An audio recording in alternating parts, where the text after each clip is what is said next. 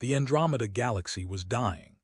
Captain Zara Chen pressed her palm against the observation deck's reinforced glass, watching another star system collapse into itself. A brilliant flash of white light, followed by an expanding sphere of destruction that consumed 3 inhabited worlds in seconds. The Defiant's hull shuddered as gravitational waves rippled across space-time, warping reality itself. "That's the Kepler system," reported Lieutenant Marcus Reed from his station, his voice hollow. 2 billion souls. Zara closed her eyes. In the past year, they'd watched the Dark World's entropy weapons devour a quarter of Andromeda's star systems. The ancient enemy had finally found a way to weaponize the heat death of the universe itself, turning stars into bombs and space into a graveyard. "Commander," called out Dr. Elena Vasquez from the Quantum Communications Array, her voice sharp with excitement and terror. "You need to see this." Zara turned away from the cosmic funeral pyre outside.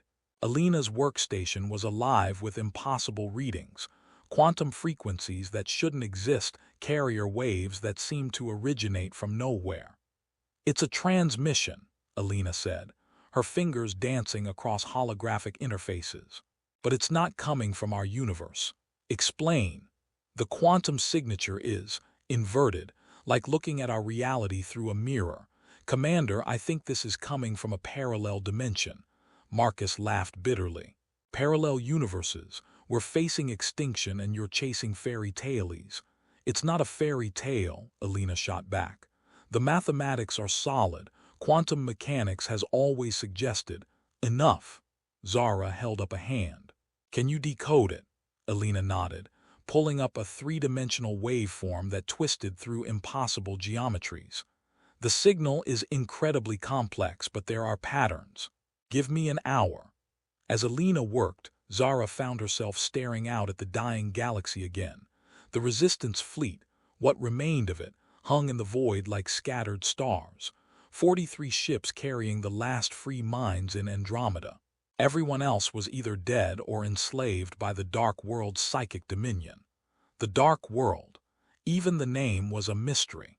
They'd appeared a century ago from the intergalactic void, beings of pure mental energy that could possess any thinking creature. They'd swept through Andromeda like a plague, turning the galaxy's greatest heroes into their willing servants. And now they had entropy weapons, technology that could unravel the fundamental forces holding reality together.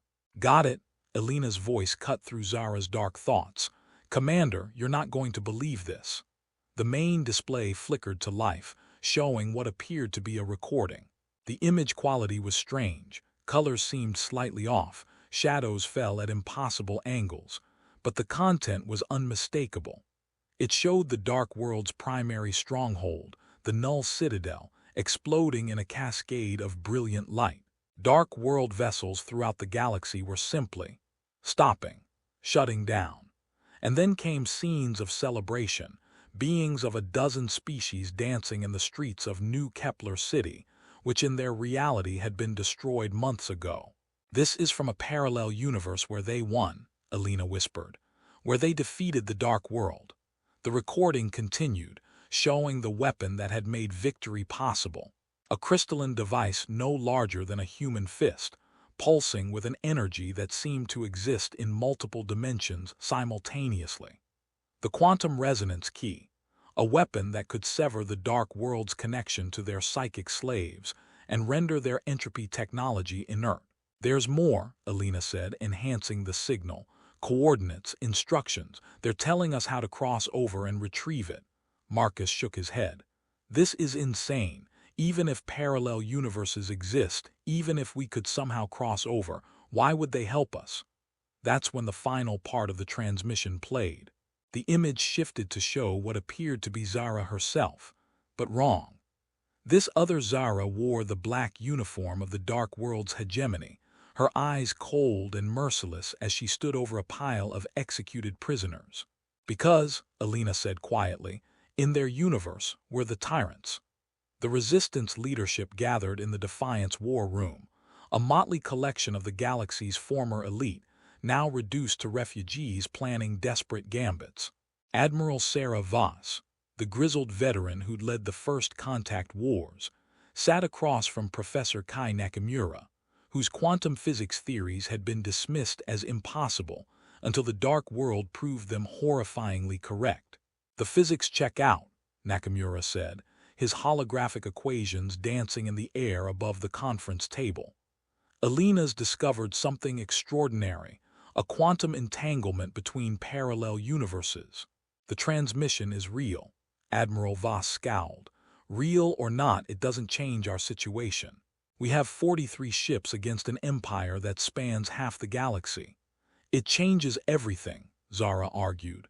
"If there's a weapon that can stop the dark world, guarded by evil versions of ourselves," Marcus interrupted.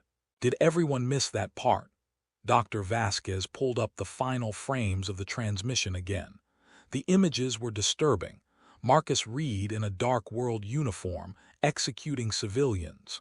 Admiral Voss commanding a fleet that bombarded refugee ships. Kai Nakamura standing over the dissection table of a living alien, his face showing scientific curiosity rather than horror. "The quantum signature suggests a universe where key historical events unfolded differently," Nakamura explained. "Perhaps the dark world never invaded. Perhaps we became the threat instead." "The important question," said Admiral Voss, "is whether we can trust this intelligence. If it's real, if there's truly a weapon that can save our galaxy, can we afford not to try?" Zara studied the tactical hologram floating between them. The crossing point would be in the Prometheus Nebula, where the barriers between dimensions were thinnest. But it was also deep in dark world territory. "What's our current force projection?" she asked. 3 heavy cruisers, 15 destroyers, 25 fighters, Marcus reported. "We might be able to punch through to the nebula, but holding position long enough to open a dimensional rift." "We don't need to hold," Zara realized. "We go in fast and quiet. A single ship with a skeleton crew. A suicide mission," Admiral Voss said flatly. "A necessary one." Zara stood, her decision crystallizing. "I'll take the Defiant. Minimal crew, volunteers only." "Count me in," Alina said immediately. "You'll need someone who understands the quantum mechanics." Nakamura nodded grimly. "As will I this technology. It's beyond anything we've ever attempted." Marcus was silent for a long moment, then sighed. "Where you go, I go, Commander, even if it's to hell." Admiral Voss studied them all, then turned to the tactical display. "I'll create a diversionary attack on the Proxima station. Draw their attention while you make your run." "Sarah," Zara began. "Don't." The Admiral's voice was sharp. "I've been fighting these bastards for 50 years. If there's a chance, any chance, to end this war, I'll take it. Even if it means following you into another dimension to fight our own shadows." As the meeting broke up, Zara lingered, staring at the frozen image of her alternate self. The other Zara's eyes held no warmth, no mercy, only the cold calculation of absolute power. What choices had led to that transformation? What circumstances had turned heroes into tyrants? And most disturbing of all, if she succeeded in crossing over, would she be strong enough to resist becoming the very thing she fought against? The Prometheus Nebula had once been beautiful, a stellar nursery where new stars were born in cascades of gold and crimson gas. Now it was a haunted graveyard, its colors muted by the entropy fields that leaked from nearby dark world installations.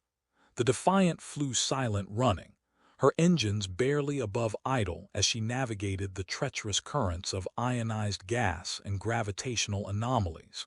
Zara stood on the bridge, watching the sensor displays with growing tension. "Dark World Patrol, bearing 27 Mark IV," Marcus reported quietly. "Maintaining distance." Through the nebula's glowing mists, they could see the sinister outline of a Harvester-class dreadnought, a ship designed to strip the mental energy from entire populations.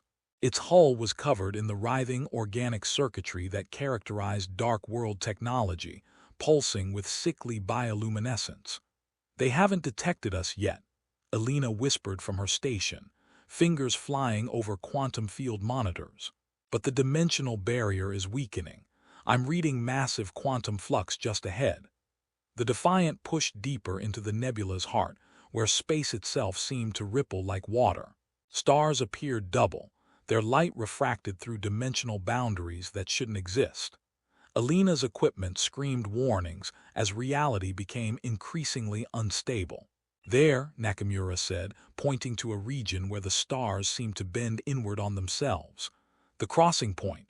The dimensional barrier is only a few atoms thick here. How long to open a rift? Zara asked.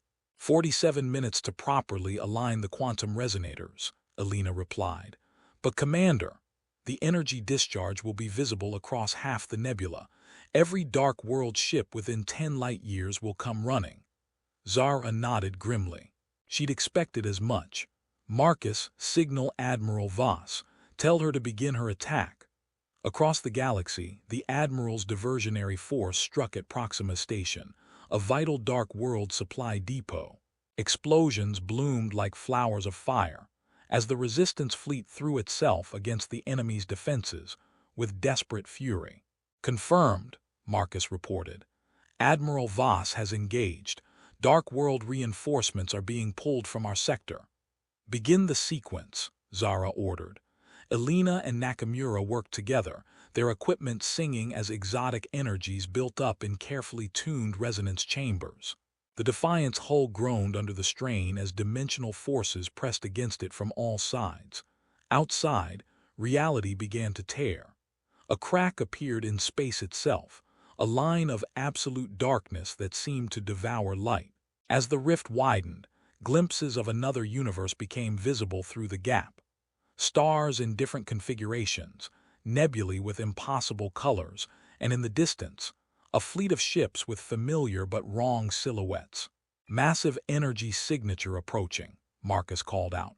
Dark World reinforcements, they're cutting through the nebula like it's empty space. On the display, 3 Harvester dreadnoughts materialized from jump space, their sensor beams already sweeping toward the Defiant's position. How much longer? Zara demanded. 20 minutes, Alina replied, sweat beading her forehead as she fought to maintain the delicate quantum balance. The rift is stabilizing, but an alarm shrieked. The Dark World ships had found them. Incoming fire, Marcus shouted. The Defiant lurched as entropy beams lashed across her shields, weapons that didn't just destroy matter but unraveled the fundamental forces holding it together. Hull plating dissolved into its component atoms, then into pure energy, then into nothing at all. Return fire, Zara ordered. All weapons. The Defiant's particle cannons lanced out, striking the lead Harvester amidships. But Dark World vessels healed as fast as they were damaged, their organic hulls flowing like liquid to seal breaches. Shields at 60%, Marcus reported. We can't take much more of this. Through the observation windows, the dimensional rift pulsed with unstable energy. Another universe beckoned, one where the war was over, where victory was possible. But they had to survive long enough to reach it. Alina, how much longer? 10 minutes. But Commander, the quantum cascade is becoming unstable. If the rift collapses while we're in it, we'll be scattered across 1,000 dimensions, Nakamura finished grimly. Our atoms spread across infinite parallel realities. Another entropy beam struck home, and half the bridge consoles exploded in showers of sparks. The lights flickered, and emergency klaxons wailed their mechanical distress. 5 minutes, Alina said through gritted teeth. The Dark World ships closed in, their weapons charging for a killing blow. Zara watched the tactical display with growing desperation. They wouldn't make it. The rift would be ready, but the Defiant would be destroyed before they could cross over. That's when Admiral Voss's voice crackled over the communications array. Defiant, this is Voss. We've finished our business at Proxima. Time to come home. On the long-range sensors, 12 Resistance ships emerged from jump space, the surviving vessels of Admiral Voss's diversionary force, battered but intact. They threw themselves at the Dark World dreadnoughts with savage fury, buying precious time with their lives. The rift is stable, Alina announced. We can cross now. All hands prepare for dimensional transit, Zara ordered. Take us through. The Defiant plunged into the tier in reality itself. Space twisted around them in impossible geometries as they fell between universes. Stars wheeled overhead in configurations that hurt to look at, and for a terrifying moment, Zara felt her very existence stretch across infinite possibilities. Then they were through. The first thing Zara noticed was the silence. In their universe, space hummed with the constant background radiation of entropy weapons and dark world transmissions, a psychic static that had become so familiar that its absence felt wrong. Here the quantum foam sang with different harmonies and the stars seemed brighter somehow. Scanning local space, Marcus reported, his voice subdued. I'm reading. This is strange. Massive orbital installations around every inhabited world. Not dark world architecture, something else entirely. The main display showed the nearby Kepler system, or what should have been the Kepler system. Instead of the empty void where the dark world had devoured 3 worlds, Zara saw a thriving stellar metropolis. Orbital habitats ringed every planet, connected by streams of commerce and communication. But something was wrong with the traffic patterns. Those cargo ships, Alina said quietly, they're moving in perfect formation, no deviation, no inefficiency. Nakamura enhanced the sensor readings. I'm detecting massive neural interface networks throughout the system. Every ship, every station, every habitat is connected to a central processing matrix. Slaves, Zara realized. They've enslaved their own people. A transmission crackled across their communications array. But instead of the organic chittering of dark world communications, this was crisp, efficient, and utterly cold. Unidentified vessel, you are in violation of hegemony space. Prepare to be boarded for processing. On the display, a fleet materialized around them, ships with the same basic design as resistance vessels, but wrong in subtle ways. They moved with mechanical precision, their hulls gleaming with the sterile perfection of absolute order. Incoming transmission, Marcus reported. Visual. The screen flickered, revealing a face that sent ice through Zara's veins. It was herself, but not herself. This other Zara wore a uniform of midnight black, her hair pulled back in a severe style that emphasized the cold beauty of her features. When she spoke, her voice carried the absolute authority of someone who had never been questioned. I am Hegemon Chen of the Terran Dominion, the other Zara said. You will surrender immediately or be destroyed. Resistance is not only futile, it is illogical. Zara felt her crew's eyes on her as she stared at her own face twisted by tyranny. How had it happened? What choices had led this version of herself down such a dark path? Commander, Marcus asked quietly. Open a channel, Zara said. Visual. The other Zara's eyes widened fractionally when she saw her dimensional counterpart, the first hint of genuine emotion she'd shown. Fascinating, the Hegemon said. A dimensional incursion. I had theorized such things were possible, but to see myself. She leaned forward, studying Zara with clinical interest. Tell me, alternate self, what drives you to violate our space? We're here for the quantum resonance key, Zara said bluntly. In our universe, an enemy called the Dark World is destroying everything. The transmission we received showed your people defeating them with this weapon. The Hegemon laughed, a sound like breaking glass. The Dark World, those pathetic psychic parasites. Yes, we eliminated them decades ago. Their chaotic emotionalism was incompatible with efficient governance. Where is the weapon? Oh, my dear alternate self, you misunderstand completely. The Hegemon's smile was razor-sharp. We didn't use a weapon to defeat the Dark World. We used something far more effective, perfect order. We eliminated chaos, emotion, and inefficiency from our society.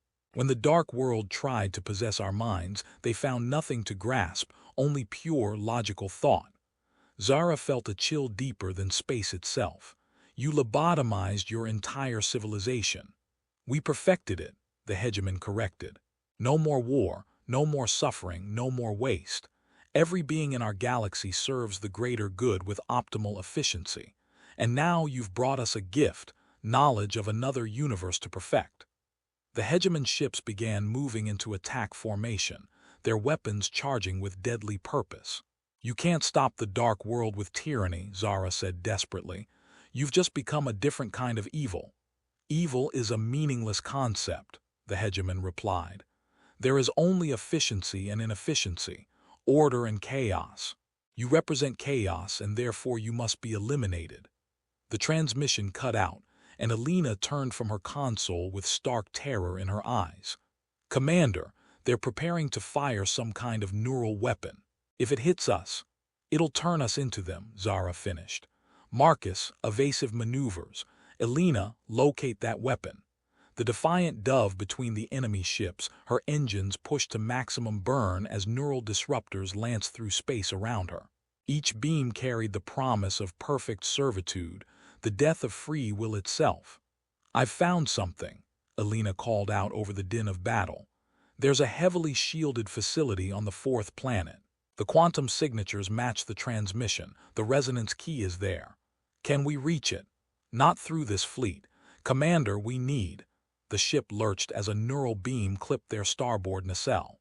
Zara felt a moment of terrible clarity, a vision of perfect order, of serving the greater good without question or doubt.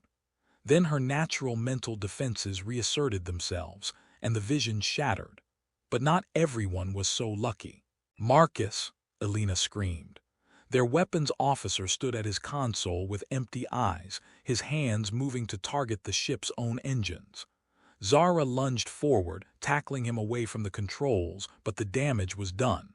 Marcus fought her with mechanical precision, his familiar face now a mask of cold efficiency.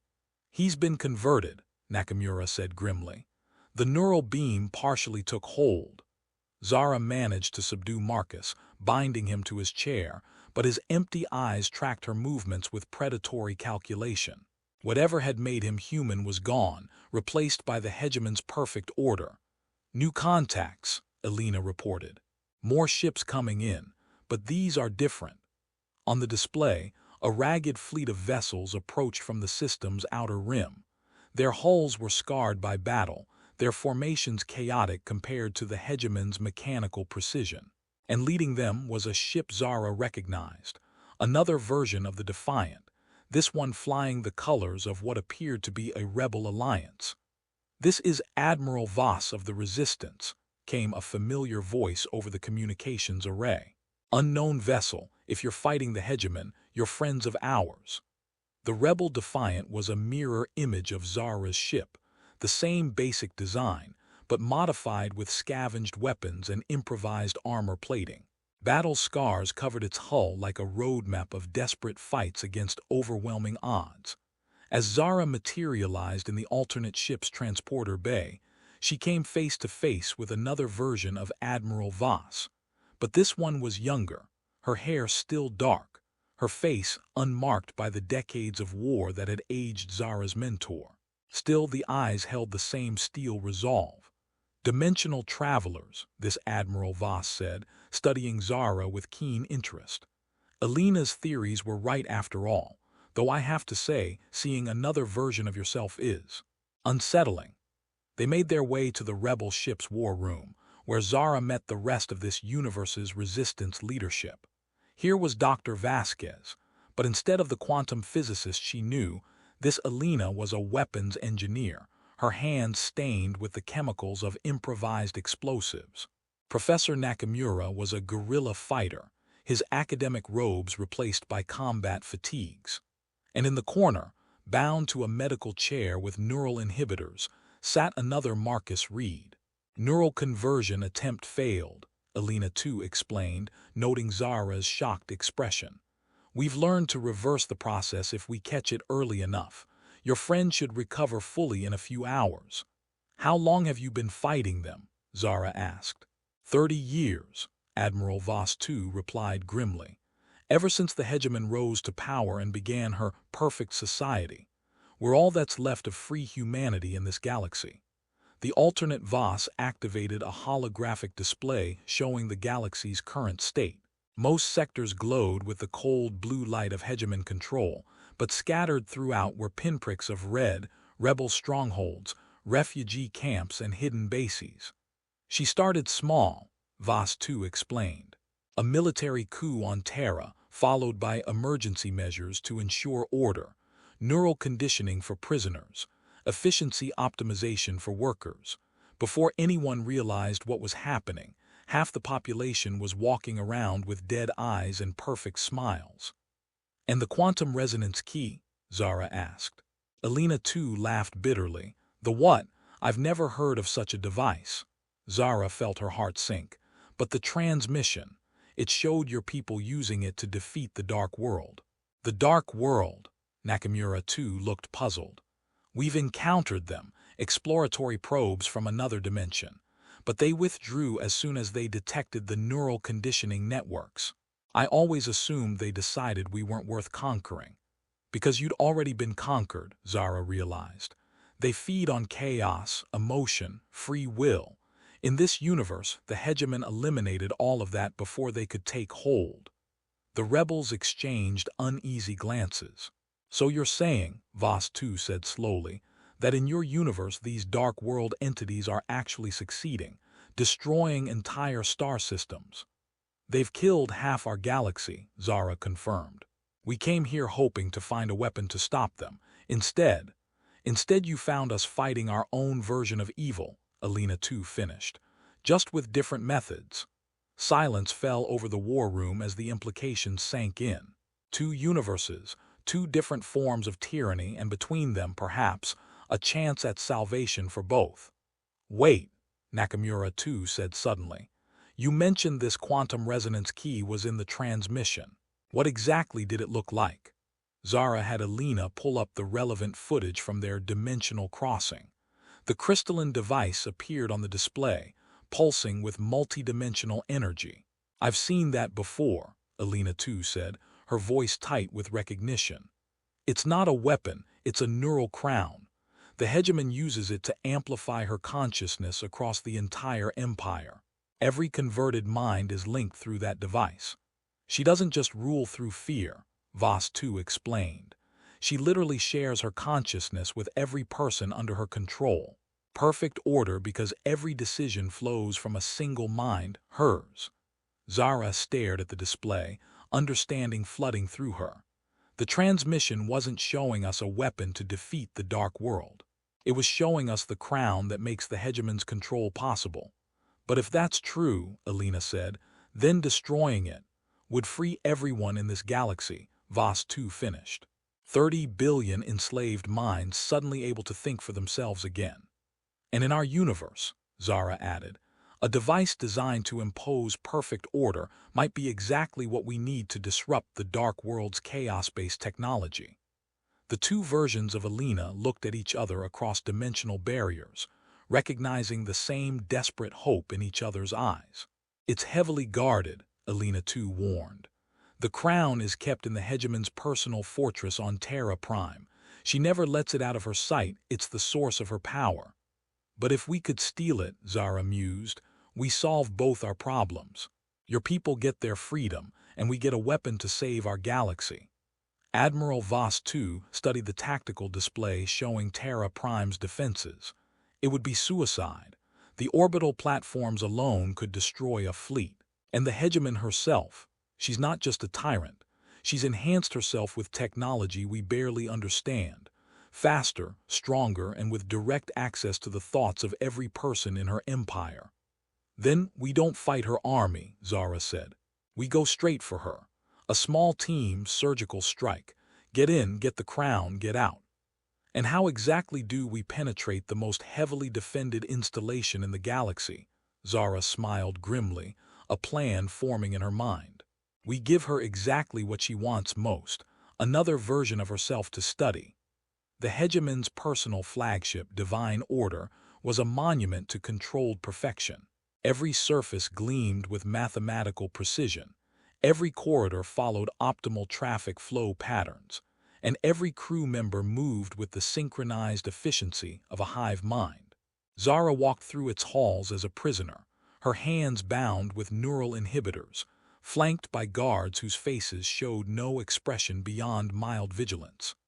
Behind her, Alina and Nakamura played their roles as captured scientists, their heads bowed in apparent defeat.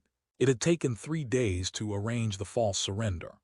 The rebels had captured Zara and her team, then offered to trade them to the hegemon in exchange for safe passage out of the system. It was exactly the kind of logical transaction that the hegemon's ordered mind would find appealing. "The hegemon will see you now," announced one of the guards, a man who had once been someone's son, someone's lover, now reduced to a biological machine. They were escorted to the flagship's core, a spherical chamber at the heart of the ship where gravity flowed in all directions, and the hegemon floated in a web of neural interfaces. She hung suspended in the center of the room, connected to her empire by threads of crystalline light. And there, pulsing at the center of the web, was the quantum resonance crown. "My alternate self," the hegemon said without opening her eyes. "I have been analyzing the quantum residue from your dimensional crossing. Fascinating. Your universe operates on entirely different physical laws, chaos mechanics rather than ordered mathematics." She opened her eyes then, fixing Zara with a gaze that seemed to pierce through flesh and bone to examine the soul beneath. "I'm curious," the hegemon continued. "What drives you to resist the inevitable? In my universe, such futile gestures ceased when we achieved perfect order, yet you continue to fight a war you cannot win against an enemy you cannot defeat." "Because the fight itself matters," Zara replied. "Because even if we lose as ourselves." The hegemon laughed, that same crystalline sound that had chilled Zara during their first encounter. "Such romantic notions. Tell me, alternate self, what would you do if you had absolute power? If you could eliminate all suffering, all conflict, all inefficiency with a single decision?" "I choose not to," Zara said simply, "even knowing that your choice condemns billions to unnecessary pain. Especially then, because the moment you decide what's best for everyone, you stop being human."